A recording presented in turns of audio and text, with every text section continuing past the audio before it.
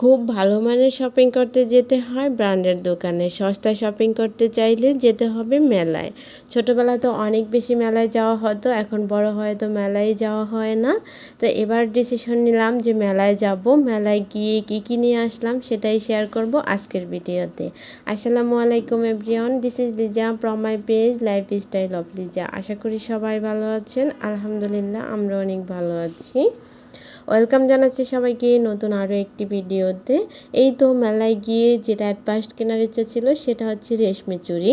আমার বাসায় রেশমি চুড়ি ছিল না, মেলায় যাব রেশমি চুড়ি পরবো না, এজন্য মেলায় গিয়ে রেশমি চুড়ি কিনে হাতে পরে নিলাম।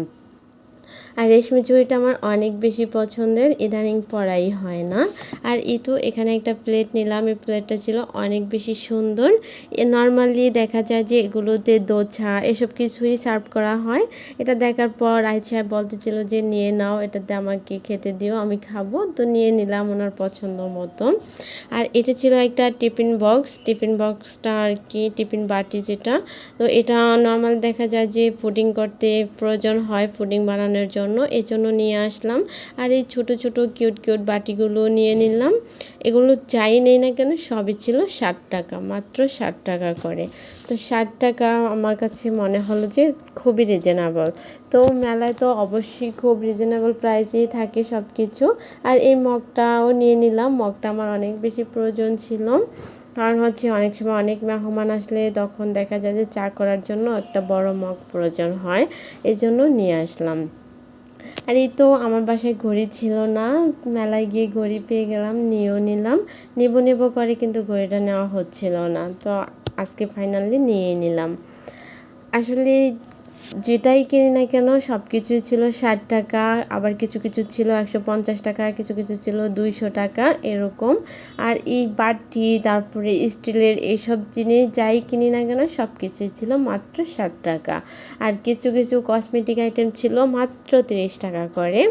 আর এই তো এখান থেকেও আমি কিছু বুড়ো জুয়েলারি এসব কিছু নিয়ে নিয়েছি। আর এখানে ছিল একটা ফুলদানি, ফুল রাখার জন্য। আমার বাসায় অলরেডি ফুলদানি ছিল, মাত্র 60 টাকা করে, এত কম প্রাইসে, তাই নিয়ে নিলাম। আর এখানে ছিল কিছু হাঁড়ি পাতিল মাজার জন্য সোবা যেটাকে বলে। তো এগুলো ছিল প্যাকেট 60 টাকা করে 4 পিস, তো আমিও 2 প্যাকেট নিয়ে নিলাম। আর এই স্ট্যান্ডগুলো অনেক বেশি প্রয়োজন অনেক সময় টেবিলে গরম কিছু রাখার জন্য, এটাও 2টা নিয়ে আসলাম। আর এটা হচ্ছে শাক সব কিছু ধোয়ার জন্য, তো এটাও নিয়ে নিলাম। এটা ছিল 200 টাকা মেবি।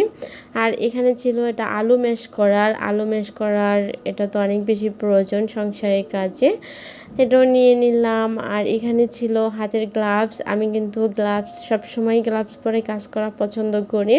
আমি বিয়ের আগে থেকেই ছোটোবেলা থেকেই আমি গ্লাভস পরেই কাজ করে অভ্যস্ত।